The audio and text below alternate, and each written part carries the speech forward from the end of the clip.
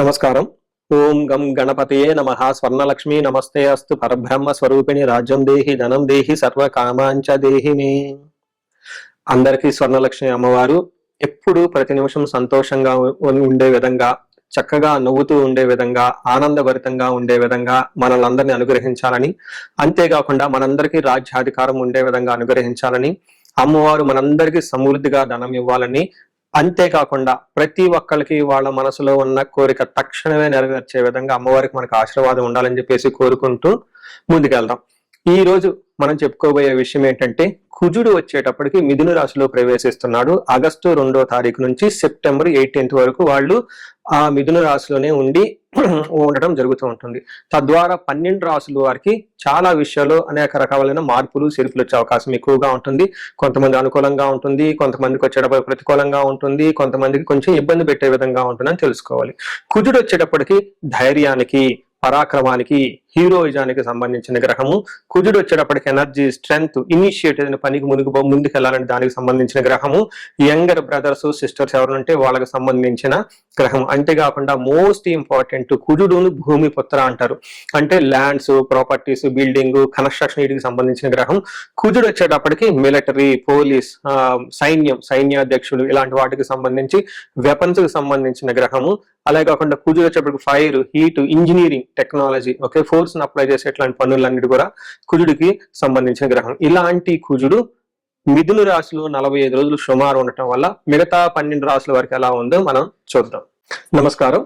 మనం వృషభ రాశి గనక చూస్తే దీని ప్రభావంతో ఎలా ఉండబోతుందంటే, వృషభ రాశి వారికి 2వ స్థానంలో ఈ యొక్క కుజుని యొక్క సంచారం జరుగుతూ ఉంటుంది. ఎప్పుడైతే 2వ స్థానంలో కుజుని యొక్క సంచారం జరుగుతుందో వాళ్ళకి ధనానికి సంబంధించిన వ్యవహారంలో కొంచెం ఇబ్బంది పడే అవకాశం ఎక్కువగా ఉంటుంది. దాచుకున్న ధనం, కూడబెట్టిన ధనం విషయంలో ఖర్చు పెట్టే అవకాశం ఎక్కువగా ఉంటుంది. ఫ్యామిలీకి సంబంధించిన వ్యవహారము, ఇంటి వాతావరణం అంతా కొంచెం డిస్టర్బ్ అయ్యే అవకాశం ఎక్కువగా ఉంటుంది. మాట్లాడే మాట చాలా కటువుగా ఉంటుందని చెప్పుకోవాలి.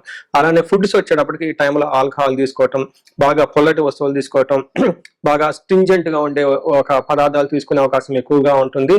అయితే బేసిక్ ఎడ్యుకేషన్ ఎవరైతే చేస్తారో, ఎల్కేజీ, యూకేజీ, 5th క్లాస్ లోపు ఇలాంటి వాళ్ళకి ఎడ్యుకేషన్ సంబంధించిన వ్యవహారాలలో కొంచెం స్లోగా ఉండే అవకాశం ఎక్కువగా ఉంటుంది. టోటల్ గా చూసుకుంటే కొంచెం వాళ్ళ కంటికి నొప్పి కానివ్వండి, తర్వాత కళ్ళకు సంబంధించి, కుడి కంటికి సంబంధించి ప్రాబ్లమ్స్ వచ్చే అవకాశం ఎక్కువ ఉందని మీరు గమనించుకోవాలి.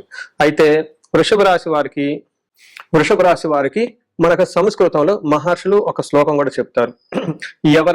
ఎవరికైతే 2వ స్థానంలో కుజుడు ఉంటే ఏం జరుగుతుంది అనే దాని గురించి. దీనికి ఏం చెప్తారంటే, అసత్వం సతతం క్లేశనాశ సర్వకార్య వినాశనం సదా దుర్జన సంపర్క భీతి స్యాద్ ధనకే కుజ అంటారు. అంటే దీని ప్రకారం ఏంటంటే, అసత్వం అంటే ఎనర్జీ లేకుండా ఉండటం, తర్వాత సతతం క్లేశ, ఇప్పుడు ఏదో ఒక విషయం గురించి బాధపడే అవకాశం ఎక్కువగా ఉంటుంది.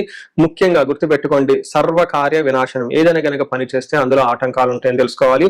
నెక్స్ట్ చెప్పబోయే చాలా ముఖ్యమైనది సదా దుర్జన సంపర్క. ఎప్పుడు మీ చుట్టూ చెడ్డవాళ్ళు ఉంటారని గమనించుకోండి. ఈ టైంలో చాలా వరకు చెడ్డవాళ్ళు ఉండేసి మిమ్మల్ని ఇబ్బంది పెట్టే విధంగా ఉంటారు. అందుకని ఎవరిని పెడితే వాళ్ళని నమ్మొద్దు. మీకు పక్కన చేరి మీకు చేత డబ్బులు ఖర్చు పెట్టించి వృధాగా మీ చేత అనవసరమైన వాళ్ళ ఖర్చులు పెట్టించి మళ్ళా తిరిగి మిమ్మల్ని అనే అవకాశం ఎక్కువగా ఉంటుంది. కొంచెం జాగ్రత్తగా ఉండటం ఎంతైనా అవసరం. వీటితో పాటుగా కొంచెం భయం కలిపే సంఘటనలు కూడా జరిగే అవకాశం ఎక్కువగా ఉంటుంది. చూసారు కదండి, ఈ రాశి వాళ్ళు కొంచెం జాగ్రత్తగా ఈ 45 days మనం చెప్పుకున్న విషయాల్లో ఛాలెంజింగ్ ఉండే అవకాశం ఎక్కువగా ఉంటుందని గమనించాలి.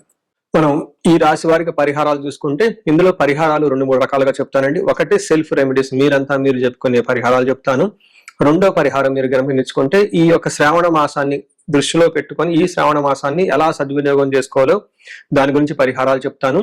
తర్వాత విశేష పరిహారాలు ఉన్నట్టు మీ యొక్క ఇండివిడ్యువల్ జాతకానికి సంబంధించిన పరిహారాలు, 3 లెవెల్లో పరిహారాలు చెప్తాను. ఫస్ట్ ఏంటంటే, మనకు శ్రావణ మాసం వస్తుంది కాబట్టి ఈ శ్రావణ మాసాన్ని మనం సద్వినియోగం చేసుకునే విధంగా స్వర్ణలక్ష్మి విశేష హోమం అనేది ఒక హోమం జరుగుతూ ఉంటుంది. ఎవరైనా గనక, అది నా సమక్షంలో జరుగుతూ ఉంటుంది, ఎవరికైతే 16 మంది లక్ష్మీలు కావాలి, సిద్ధలక్ష్మి, మోష్టలక్ష్మి, ఇష్టలక్ష్మి, గజలక్ష్మి, ఇలా అనేక మంది లక్ష్మీల యొక్క కటాక్షం మీకు కావాలనుకుంటే స్వర్ణలక్ష్మి విశేష హోమం జరుగుతూ ఉంటుంది. ఇక్కడ స్వర్ణలక్ష్మి అమ్మవారి దేనికి ప్రతీక అంటే, మీ యొక్క సంపదలకి విలువ పెరగటానికి స్వర్ణలక్ష్మి అంటారు.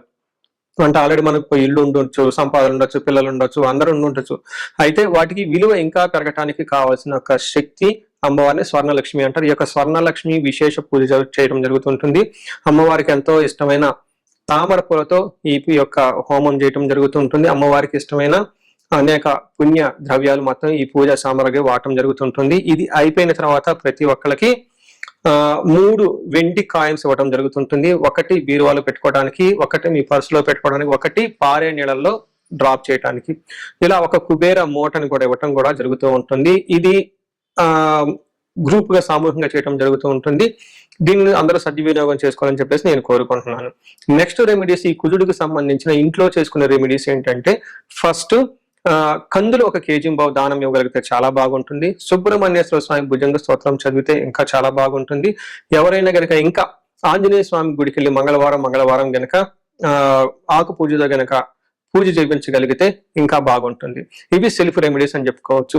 విశేష రెమెడీస్ అన్ని కొన్ని ఉంటాయి. ఇవేంటంటే మీ యొక్క ఇండివిడ్యువల్ గా జాతకంలో ఏదైనా గనక దోషాలున్నా, గ్రహశాంతులున్నా అవి ఒకసారి జాతక చక్రం చూపించుకుంటే బాగుంటుంది. ముఖ్యంగా ఎవరి వయసు అయితే 40 సంవత్సరాలు +or-5 years అంటే 35 to 45, 50 ఈ రేంజ్ లో ఉండి సక్సెస్ఫుల్ గా 10 years ట్రాక్ రికార్డ్, ఎడ్యుకేషన్ ఉండి, ప్రొఫెషనల్ ట్రాక్ రికార్డ్ ఉండి, అంతా బాగుండి ఎక్కడో కనుక లైఫ్ లో మీకు ఆగిపోయారన్న ఒక ఫీలింగ్ వచ్చేసి ఉంటే దానికి కారణం మీకున్న శాపాలు యాక్టివేట్ అయ్యి ఉంటాయని గమనించుకోండి.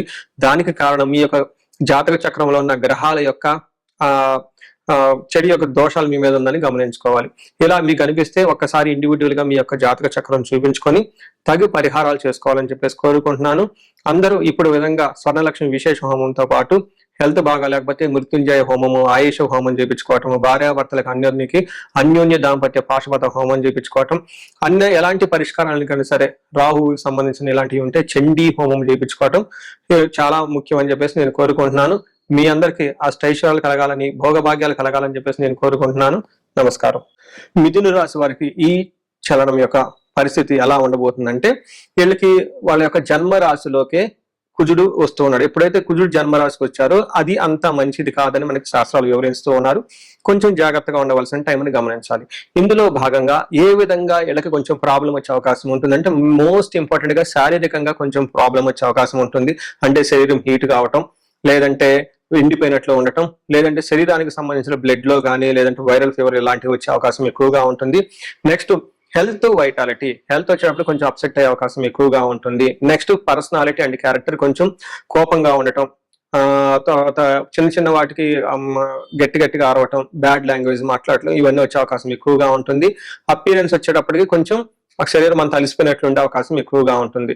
అయితే ఈ టైంలో వీళ్ళకి ఏదైనా కనుక సెల్ఫ్ ఎఫర్ట్ పెడితే అందులో మీకు సరైన రిజల్ట్ రాక కొంచెం ఇబ్బంది పెట్టే అవకాశం ఎక్కువగా ఉంటుంది.